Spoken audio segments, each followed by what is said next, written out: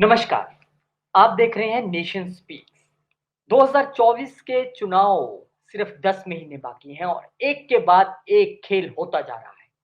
महाराष्ट्र में किस तरह से बाजी पलटी आपने देखा, चाहे वो शिंदे गुट की बात करें या हालिया में जो एनसीपी में हुआ है, उसने सबको ये सोचने पे मजबूर कर दिया है कि 2024 की बिसात आखिर बिछा कौन रहा है। अब से 1 महीने पहले तक ये लग रहा था कि बहुत विपक्षी एकता है, गठबंधन बन जाएगा, सभी पार्टियाँ शामिल हो जाएँगी, फ़ॉर्मूला तैयार हो चुका है, पटना में मीटिंग तक हो गई। लेकिन उसके बाद से कहते हैं ना कि 100 सुनार की तो एक लोहार की।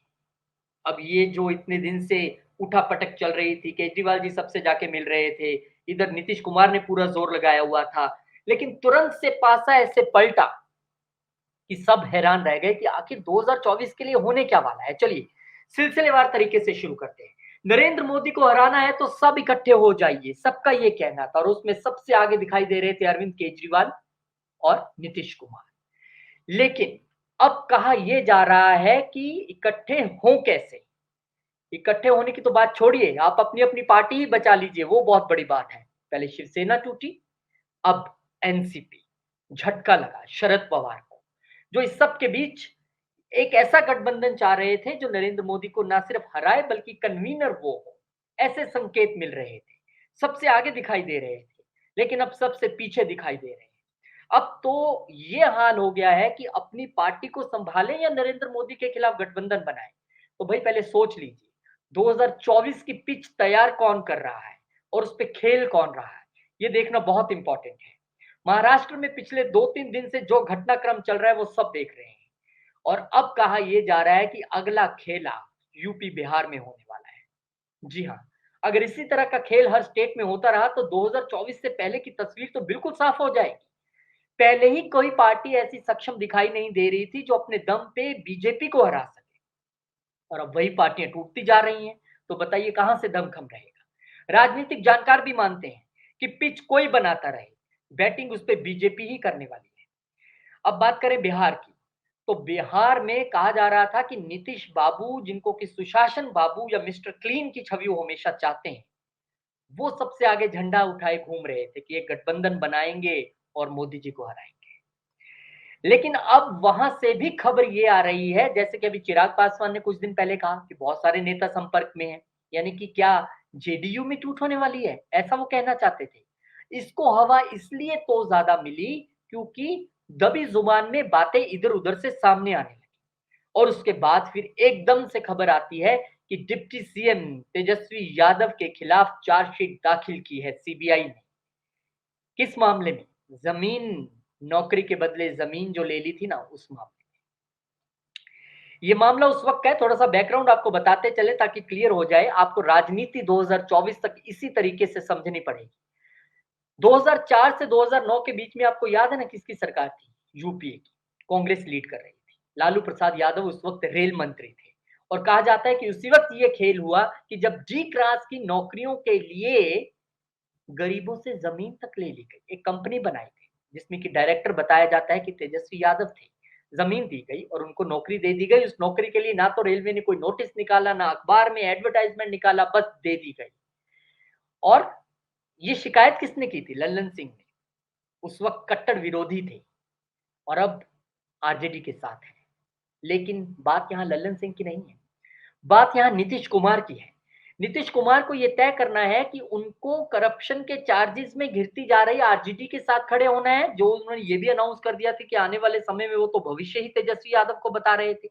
लेकिन अब उनको ये तय करना है कि क्या वो 2024 में जो चुनाव होने जा रहा है, क्योंकि बहुत सारी सीटें जेडीयू और बीजेपी ने मिलकर बिहार में तगड़ा वहां पे परफॉर्मेंस किया था 2019 में, तो क्या उनको आरजेडी के साथ जाना है? अब इसमें भी संशय हो गया है। इसमें संशय इसलिए हो गया है क्योंकि अभी हरिवंश, मिस्टर हरिवंश, आपको पता होगा डिप्टी स्पीकर है राज्यसभा के, जेडीयू से आते हैं।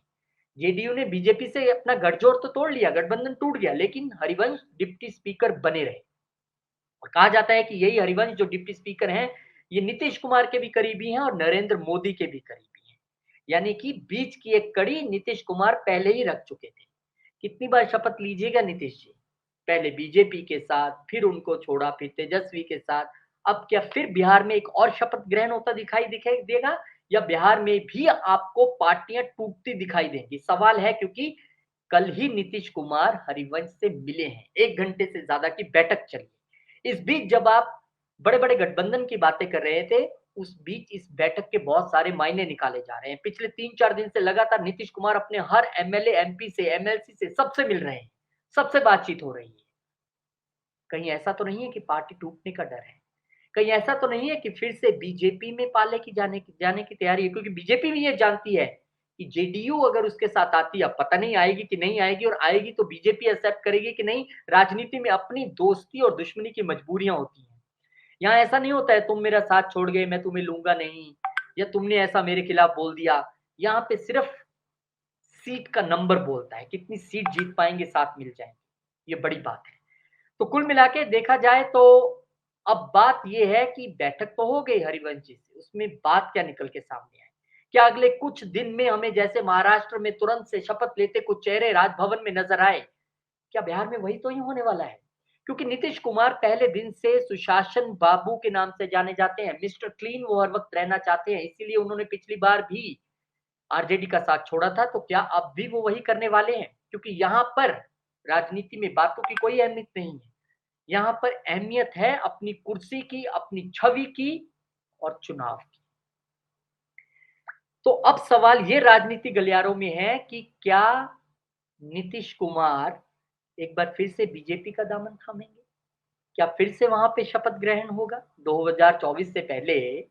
क्या एक बार फिर से बीजेपी की सरकार बन जाएगी जेडीयू के साथ बिहार में, या वो ऐसे ही चलते रहेंगे कि नहीं हमें तो इन्हीं के साथ चलना है? चलिएगा तो फिर चुनाव में क्या जवाब दीजिएगा? और क्या उस बीच अगर पार्टी में रिसेंटमेंट हो गया, क्या ऐसा भी हो सकता है कि पार्टी के कुछ एमएलए, एमपी ये राय रखते हो कि हमें बीजेपी के साथ जाना चाहिए, हमें आरजेडी पे अगर भ्रष्टाचार के आरोप होते हैं, क्योंकि चार्जशीट में नाम आना एक बड़ी बात है, तो सवाल ये भी है कि गिरफ्तारी की तलवार जो है वो लटक रही है तेजस्वी यादव पर, और अगर वो तलवार गिर गई तो सरकार पर बड़ी आंच आएगी। तेजस्वी यादव भले ही पहले ये कह चुके थे कि देखिए हमें तो निशाना बनाया जा रहा है, हमारा नाम आएगा चार्जशीट में। अरे भैया आपने बोला नाम आएगा, नाम आ भी गया तो आपको भी कोई शक ही होगा ना, कुछ किया ही होगा ना, तभी तो ऐसा हुआ है। खैर, अब ये बात है कि राजनीति इतनी तेजी से बदल रही है कि इसमें सबसे ज्यादा मुझे लगता है जो इस वक्त चिंता की लकीरें होंगी वो कांग्रेस के माथे पर, क्योंकि कांग्रेस पहले ही एक छोटी भूमिका में बिहार में चुनाव लड़ती है आरजेडी और बाकी पार्टियों के सहारे, और कांग्रेस एक ऐसा गठबंधन पूरे देश में बनाना चाह रही थी जहां पे ये मैसेज जाए कि हम सब मिलकर नरेंद्र मोदी को हरा सकते हैं। लेकिन वो मैसेज कहां गया? महाराष्ट्र में एनसीपी टूट गई, शिवसेना टूट गई, दोनों ही कांग्रेस के साथी थे, महाविकास आघाड़ी। अब बिहार में जो है वो कहानी कुछ और ही बनती नजर आ रही है। कोई पार्टी की टूट की बात कर रहा है तो कोई गठबंधन ही टूट की बात कर रहा है, ये भगवान जाने क्या होगा भविष्य में। लेकिन कहा जा रहा है कि यूपी में भी सब कुछ ठीक नहीं है। बहुत सारे राजनीतिक जानकार मानते हैं कि पार्टी टूट, कौन सी पार्टी हम अभी नहीं बता सकते, लेकिन पार्टी टूटने के सिलसिले अभी और कई जगह से दिखाई दे सकते। तो जो पार्टियां अपने आप को ही संभाल नहीं पा रही हैं, वो किस तरह से गठबंधन करके ये तय करेंगे कि कौन प्रधानमंत्री होगा, कौन गृह मंत्री होगा, कौन कहां से टिकट लेगा, किसका उम्मीदवार किसको टिकट मिलेगी, नहीं मिलेगी, बहुत सारी चीजें हैं। याद रखिएगा जेडीयू ने आरजेडी के ही सबसे ज्यादा एमपीज को हराकर 2019 में जीत हासिल की है। उन एमपीज की भी एक चिंता होगी कि अगर आरजेडी के साथ जाते हैं तो टिकट मिलेगा कि नहीं मिलेगा, जनता को क्या जवाब देंगे, बहुत सारी बातें। तो इन सब बातों के बीच अब सवाल ये है कि 2024 की जो लड़ाई है ना नेशन स्पीक्स पे हम आपको स्टेट वाइज दिखाएंगे। हम आकलन करेंगे स्टेट वाइज की इस वक्त की स्थिति, अगर हम जुलाई 2023 की बात करें तो कितनी सीटें किसको मिलती दिखाई दे रही हैं और क्यों। आप देख लीजिए कि गठबंधन की राजनीति में आप ये कभी नहीं कह सकते कि हम इसके साथ हैं। यहाँ तो सुबह आंख खुलती है उससे पहले शपथ हो चुकी होती है। महाराष्ट्र, यहाँ तो दोपहर की रोटी खानी है तो उससे पहले पता लगता है कि कोई शपथ लेने जा रहा है, कोई डिप्टी सीएम बन गया तो कोई मंत्री बन गया। तो टीवी खोलते ही पता लगता है, इतनी तेजी से 2024 की चीजें बदल रही हैं। उस सब में ये कहना बिल्कुल गलत नहीं होगा कि पिच कोई भी तैयार कर रहा हो, बल्लेबाजी बीजेपी कर रही है, और ना सिर्फ बल्लेबाजी कर रही है, चौके छक्के भी लग रहे हैं। इस सब के बीच जब छक्के लग रहे हैं तो विपक्षी पार्टियां कह भी रही हैं कि ये गलत छक्का है, ये गलत चौका है, ये चीटिंग है। पर ये राजनीति है। राजनीति में दोस्ती दुश्मनी कुछ नहीं। राजनीति में कोई खेल का नियम नहीं है। आज जो आपके खिलाफ है, कल वही आपके साथ भी बैठा होगा। आज जिस पे आप निशाना चला रहे हैं अपने शब्द बाण का, हो सकता है कल उसी की तारीफ, उसी के कसीदे आप पढ़ते नजर आ जाए। तो इस वक्त बीजेपी नेताओं के चेहरे खिले हुए हैं, बीजेपी अपने तौर पे काम कर रही है, बीजेपी का चेहरा प्रधानमंत्री मोदी हैं, उसी पे वो बिल्डअप करने वाले हैं, उसी पे उनकी सारी बातचीत रहती है। लेकिन विपक्ष यहाँ पर ना सिर्फ कमजोर दिखाई दे रहा है, ना सिर्फ टूटता दिखाई दे रहा है, बल्कि कंफ्यूज भी दिखाई दे रहा है। बहुत मुश्किल है। इसलिए अब आप ये समझ लीजिए कि ये जानना बहुत ज़रूरी है कि बिहार और यूपी से क्या खबर आती है। महाराष्ट्र में तो आप देख ही रहे हैं किस तरह से पवार वर्सेस पवार चल रहा है, पावर शो चल रहा है, किसके साथ कितने एमएलए आते हैं, क्या होगा? बहुत मुश्किल है, क्योंकि यहाँ पर जब महाराष्ट्र का चुनाव होगा ना, तो वो BJP versus Congress versus NCP versus Shiv Sena नहीं होगा। वो होगा BJP versus NCP versus NCP, Shiv Sena versus Shiv Sena. और कांग्रेस का तो क्या कहिएगा आप, चुप बैठे देख रहे हैं, क्योंकि अभी उनको ये लग रहा है कि विपक्ष की कुर्सी मिल जाए, विपक्ष के नेता की, वो भी बड़ी बात है, क्योंकि अगर एनसीपी टूटती है तो कांग्रेस के पास वो नंबर आ जाता है।